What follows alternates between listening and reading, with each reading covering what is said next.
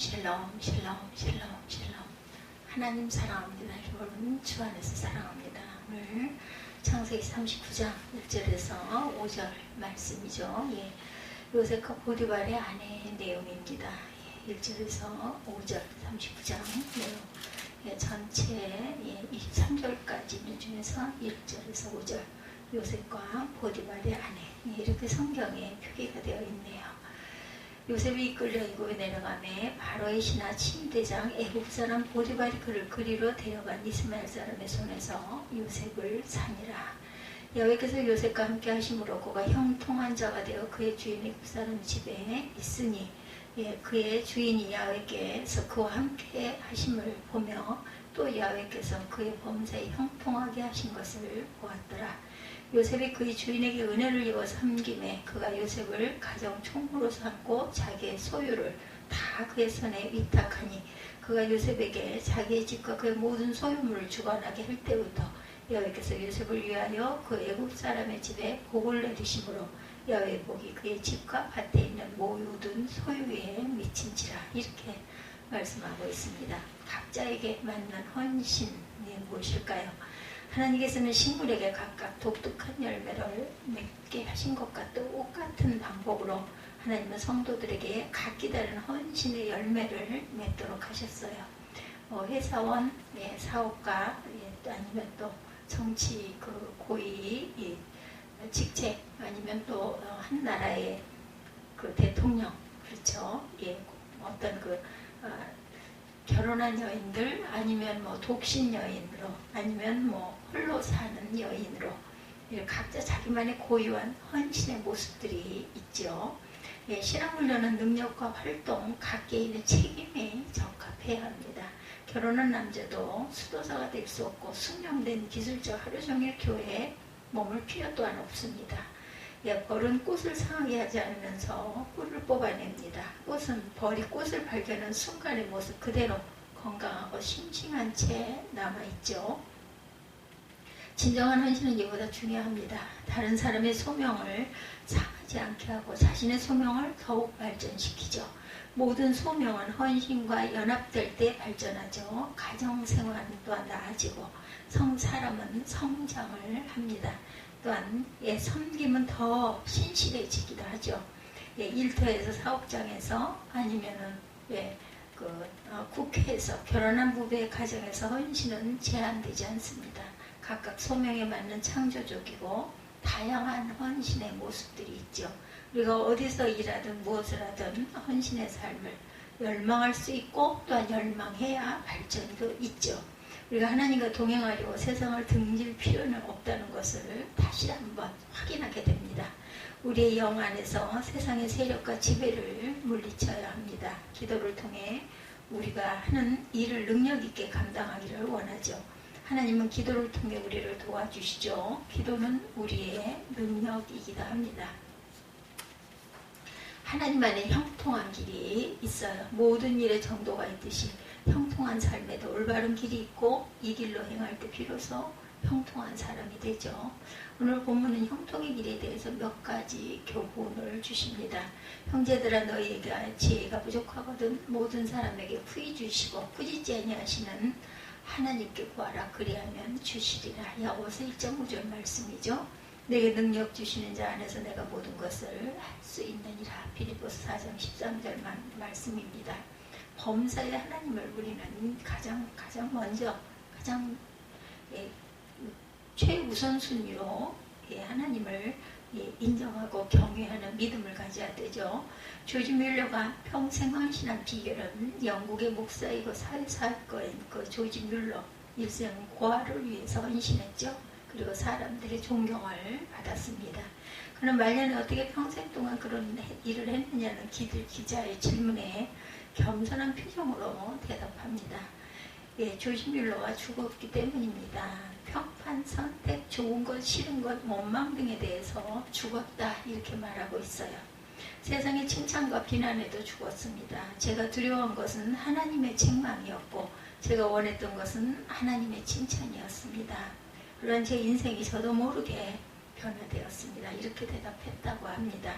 창세기 오늘 본문 1절에서 23절 요셉의 고난과 형통이죠. 하나님은 하나님의 주권적인 목적과 능력에 따라서 악인도 적절히 구속사의 도구로 사용하시죠. 이때 악인에게는 아무 상급이 없지만 의인으로서 하나님의 도구가 된 사람은 선한 일꾼이 되는 상급을 받습니다. 마태복음 16장 28절이죠. 요셉은 애굽에 팔려온 그런 억울하게 팔려온 요셉이죠. 노예로 팔려왔어요. 다시 강건과 겁달자 누명을 쓴 것을 그런 그 모습 참 기가 막힌 운명이죠. 그렇지만 사실은 요셉을 애굽왕 바로 앞에 세우시려는 하나님의 뜻이 점진적으로 실행이 되는 그러한 그 과정에 불과했어요. 종에 불과했던 그가 왕의 죄수들을 가두는 곳에 수용돼서 왕과 대면할 기회가 조금씩 가까워집니다. 성도들은 어떤 사건의 표면뿐만 아니라 그 이면을 읽을 줄 아는 영적인 눈과 지혜를 가져야 합니다. 창세기 오늘 본문 2절에서 23절에 신실한 믿음의 사람은 아무리 비천한 신분에 처한다 해도 하나님의 보호와 세상의 존경을 받을 수 있음을 보여주죠. 이것은 우리에게 큰 위로가 됩니다. 애굽에서 요셉의 신분은 노예였어요. 그럼에도 불구하고 그가 나중에 애굽 총리가 될 수 있었던 것은 하나님이 요셉과 함께 하셨기 때문이다. 오늘날 하나님은 성도들과 함께 하십니다. 참된 성도는 인간적인 배경에 신경을 쓰지 않고 범사에 하나님을 인정하는 자세가 꼭 필요하죠. 내가 그리스도와 함께 십자가에 못 박혔나니 그런즉 이제는 내가 사는 것이 아니요 오직 내 안에 그리스도께서 사시는 것이라. 범사에 하나님을 의지하시기 바랍니다. 그래서 우리의 삶은 어떻습니까? 우리의 속사람이 날로 새로워지시기를 주님의 이름으로 축복합니다. 요셉처럼 세상에 대해 죽고 예수님 안에서 거룩한 삶을 살며 맡겨진 사명을 감당하시기를 간절히 바랍니다. 두 번째, 하나님의 도우심을 우리는 의지해야 되죠. 하나님의 항상 우리와 함께 하신다는 축복을 우리가 범사에 하나님을 인정하는 요셉을 통해서 우리가 알게 되고, 또한 축복과 하나님의 도우심, 그 예화 하나를 드립니다. 미쯔아시 부부의 이야기입니다. 270여 명의 성도가 있는 삿포로 그리스도 복음교회를 34년째 담임하는 미쯔아시 목사님은 소아마비 장애를 갖고 계세요. 그는 3살 때부터 양다리와 오른팔이 마비되는 중증 장애인입니다. 그는 나머지 왼쪽 팔마저 정상이 아닌 비참한 신체의 소유자였어요. 20세 되던 해 그는 친구의 리어카에 실려서 처음으로 교회에 나갔다고 하죠. 당시 설교 본문은 예수님의 소병을 향해 누구의 죄도 아니고 그에게서 하나님이 하시는 일을 나타내고자 하십니다. 이런 말씀이었다고 그래요. 그는 설교에 큰 감동을 받습니다. 그때부터 그는 도방 전도에 나섭니다. 그는 전도하면서 누군가 저를 도와줄 사람을 주시면 일평생 복음을 전하겠다고 기도했다고 그래요. 그때 하나님은 유키코 사로를 보내주십니다. 하나님은 유키코의 마음을 감동시키셔서 미쯔아시의 프로포즈를 받아들이게 하시고 두 사람은 결혼해서 신학교에서 함께 공부합니다. 신학교를 졸업하고 현재의 교회를 개척했을 때 장애인이 목회자인 교회에 교인들이 올 리가 없었는데 하나님은 교회를 채워주셨다고 합니다. 부부가 전심을 다해 전도했고, 그리고 지금은 아주 성도 수가 엄청난 몇백 명이 육박하는 커다란 교회가 됐다고 그래요. 온갖 잡신을 섬기는 우상의 나라인 일본에서 300~400명의 성도는 대단한 큰 대형 교회라고 그러죠. 한 장애인 목사와 정상인 사모의 헌신이 이런 아름다운 결실을 만들어냅니다. 미쯔아시 목사님은 인생에는 절망이 없다 이렇게 말한다고 그래요. 헌신은 아름다운 것입니다. 하나님은 헌신하지 않은 건강한 정상인보다 헌신한 장애인을 들어서 쓰시죠. 정상인이 정상인들을 대상으로 목회하는 것은 당연한 일이고 정상인이 장애인들을 대상으로 목회하는 것은 칭찬받을 일이지만 장애인이 정상인들을 대상으로 목회하는 것은 놀라운 일이기도 합니다. 이것은 하나님이 하시는 일이죠. 장애인이 헌신하고 최선을 다해 목회하자 교회가 크게 부흥합니다. 하물며 정상인이 올바르게 헌신하고 최선을 다해 노력하면 얼마나 더 큰 열매가 맺히겠습니까? 정상인으로 부름받은 우리는 하나님께 감사드리고 더욱 열심히 기도하고 봉사하고 헌신해야 할 줄 믿습니다. 이방 땅 애굽에 홀로 형제들에게 버려진 요셉은 하나님밖에 의지할 것이 없었어요. 그는 신실한 믿음의 사람이었습니다. 하나님은 우리를 도우시는 분이시죠. 어떤 직장이나 사업이든지 무슨 일을 하든지 하나님의 도우심을 의지함으로 모든 고난과 두려움을 극복하도록 노력해야 합니다. 하나님께서 돕는 사람을 아무도 해롭게 할 수 없음을 기억해야 합니다. 세상도 어느 누구도 하나님을 의지하는 성도를 대적할 수가 없죠. 야훼를 경외하는 것이 지식의 근본이거늘 미련하는 자는 지혜가 훈계를 멸시하느니라. 미련한 자는 지혜와 훈계를 멸시한다고 잠언 1장 7절에 분명히 말씀합니다. 하나님이 결국 우리의 겉모습을 보고 사랑하거나 일을 맡기시지 않는다라는 것. 우리의 속사람 하나님을 얼마나 사랑하고 또는 헌신하는가, 영혼을 얼마나 사랑하며 희생하는가를 보십니다. 하나님만 의지하시길 바랍니다. 여러분. 이자식 목사님은 성도들과 목사님에게 모범이 됐어요. 항상. 그는 하나님의 일에 죽도록 충성하고 봉사하셨고 많은 열매와 결실을 거두셨습니다. 우리도 성숙한 믿음과 헌신으로 하나님께 인정받고 풍성한 삶의 열매를 맺으시기를 주님의 이름으로 축복합니다. 세 번째, 자기 자리를 충실히 지켜야 합니다. 유리병 속에 병균 이야기가 있어요.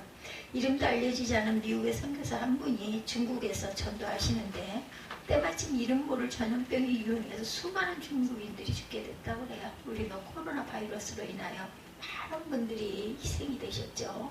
지금은 정말 많이 좋아진 그러한 시기가 왔습니다.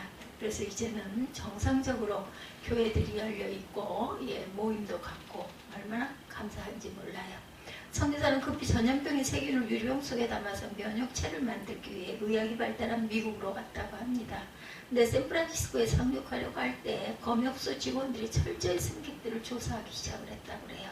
발각되면 면역체고 헌일이라고 생각한 선교사는 고민 끝에 세균을 자신의 입에 털어놓고 유리병은 바닥에 버립니다. 조금 뒤 온몸에 세균이 퍼지면서 열이 나기 시작을 했겠죠.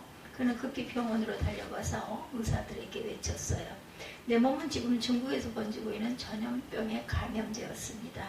이 세균을 뽑아 면역체를 만들어주세요. 그것을 중국에 보내서 많은 사람들을 살려주시기를 바랍니다. 그의 선교사는 그 후에 죽었고 그의 희생의 대가로 전염병 면역체가 개발되어서 수많은 중국 사람들의 목숨을 구했다고 하죠. 일을 맡긴 사람들이 맡은 자에게 요구하는 것은 충성이고 헌신입니다. 그러므로 성도는 어디에 있든 무엇을 하든 자기 자리를 잘 지키고 맡겨진 일에 충성을 다해야 합니다. 재능보다 귀한 것은 성실함이고 우리가 행하는 모든 일들이 하나님에 의해 관찰되고 있음을 기억하십시다. 마치 우리가 행동하는 일거수일투족이 CCTV에 모두 찍혀서 나오는 것과 마찬가지로 직무를 소홀히 한 사람에게 하나님은 성공의 기회를 주시지 않는다라는 것. 하나님은 자기 사명에 충실한 사람을 기뻐하시고 복을 주시고 그 사람을 사용하시고 하나님 나라를 확장시키십니다. 이런 거를 한 사람이 미국인 선교사가 충성된 하나님의 종이었죠. 그는 자기 자리를 죽음으로 지켰고 많은 중국인들의 생명을 구한 위대한 선교사가 되었습니다. 내가 죽도록 충성하라. 그리하면 내가 생명의 면류관을 내게 주리라. 아멘. 계시록 2장 10절이죠. 묘성과 상성을 지으시며 사망의 그늘로 아침이 되게 하시고 백지로 어두운 밤이 되게 하시며 바닷물을 불러 지면에 쏟으시는 자를 찾으라. 그 이름은 야훼니라. 아모스 5장 8절입니다. 우리는 맡겨진 작은 일부터 성실하게 수행할 줄 알아야 하겠습니다.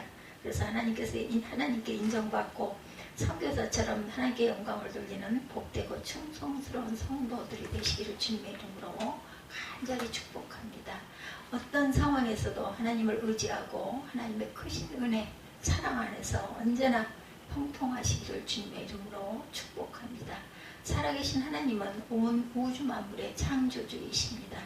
하나님은 전능하시고 무소부재하십니다. 만왕의 왕이시고 만주의 주가 되시죠. 알파와 오메가이시기도 합니다. 그러므로 우리의 가정과 자녀도 우리의 성업과 인생도 우리 교회의 앞날도 온 인류의 역사도 하나님의 손에 달려있음을 믿어야 합니다. 오직 하나님만이 우리가 영원히 믿고 의지할 분이시죠. 언제나 하나님 말씀에 순종하며 사시기를 주님의 이름으로 축복합니다.